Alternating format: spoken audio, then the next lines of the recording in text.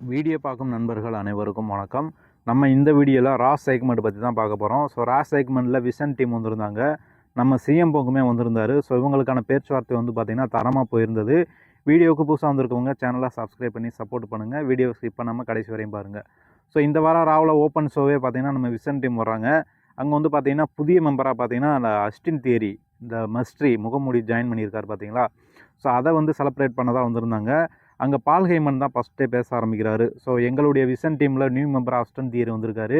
எங்களுடைய vision team member வந்து பார்த்திங்கன்னா அதிகமாகிக்கிட்டே போகிறாங்க. இன்னும் எங்களுடைய விஷன் டீம் பலம் ரொம்பவே அதிகரிச்சுக்கிட்டே போகுது.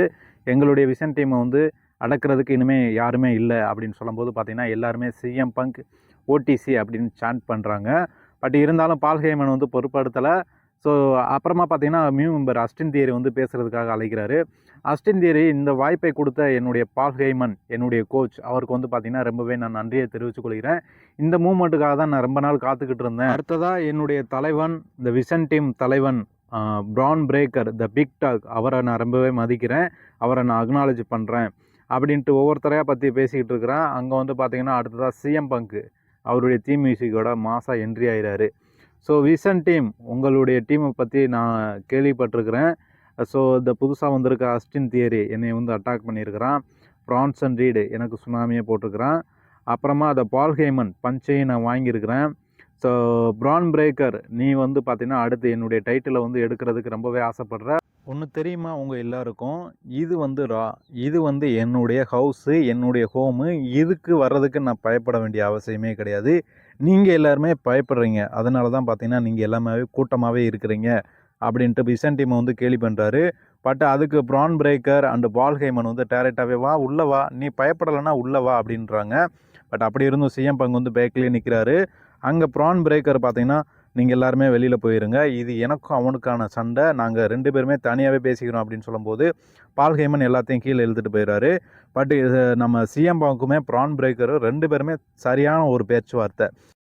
ப்ரான் பிரேக்கர் ஒன்று தெரியுமா உனக்கு, உன்னை மாதிரி பலம் வாய்ந்த ரொம்ப ரெஸ்லரை நான் வந்து முன்னாடியே நான் மீட் பண்ணியிருக்கிறேன்.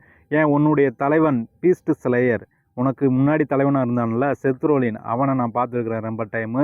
அதே மாதிரி பீஸ்ட்டு ப்ராக் லெஸ்னரை நான் பார்த்துருக்குறேன். முன்னாடி ரைபேக் அப்படின்னு ஒருத்தர் இருந்தான், அவனையும் நான் பார்த்துருக்குறேன். அதற்கப்புறமா ஜான்சினா, இது மாதிரி ரொம்ப லெஜண்ட் கில்லரையே நான் பார்த்துருக்குறேன்.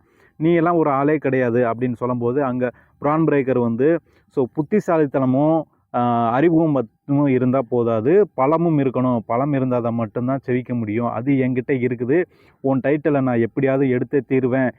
ப்ரான் பிரேக்கரு ரொம்ப பலம் இருந்தால் மட்டும் போதாது ப்ரான் பிரேக்கரு, அதுக்கு பொறுமையும் கண்ட்ரோலும் வேணும். அது வந்து உங்ககிட்ட கிடையாது. ஸோ நீ இந்த விஷன் டீமை வழி நடத்துறதுக்கு தகுதியான ஆளே கிடையாது. பட் என் கூட எப்படியோ போட்டி போடணும்னு முடிவு பண்ணிட்டேன். ஸோ நெக்ஸ்ட் வீக்கில் கண்டிப்பாக நம்மளுக்கான மேட்ச் இருக்குது. ஸோ முடிஞ்சால் இப்போ கூட நீ என்னை அடிச்சுட்டு எடுத்துக்கோ அப்படின்ட்டு டைட்டிலை கீழே தூக்கி போடுறாரு. பட் அங்கே வந்து ப்ரான் பிரேக்கரு ரொம்ப பொறுமையாக தான் இருக்கிறான். சிஎம் பங்க் நீ வந்து பார்த்தீங்கன்னா ரொம்ப அதிகமாக தான் பேசுகிற. ஸோ ஒன்று தெரிஞ்சுக்கோ, ஃப்யூச்சர் ஆஃப் WWE அப்படின்னு என்னை சொல்கிறாங்க. பட் நான் ஃப்யூச்சர் வரையெல்லாம் வெயிட் பண்ண முடியாது. ஸோ நெக்ஸ்ட் வீக்கே பார்த்தீங்கன்னா நான் ப்ரூவ் பண்ணுறேன். ஸோ நான் தலை சிறந்த ரெஸ்லர், ஒரு ஃப்யூச்சர் ஆஃப் WWE அப்படின்றத நான் ப்ரூவ் பண்ணுறேன் அப்படின்றாரு. பட் அதை பார்த்துக்கலாம் அப்படின்ட்டு நம்ம சிஎம் பங்கும் ஒத்துக்கிட்டு தரமான ஒரு செக்மெண்ட்டாக பார்த்தீங்கன்னா இந்த ராவில் நடந்திருந்தது. ஸோ இந்த ரா செக்மெண்ட் எப்படி இருந்ததை கமெண்டில் சொல்லுங்கள். நன்றி நண்பர்களே. நம்ம சேனலை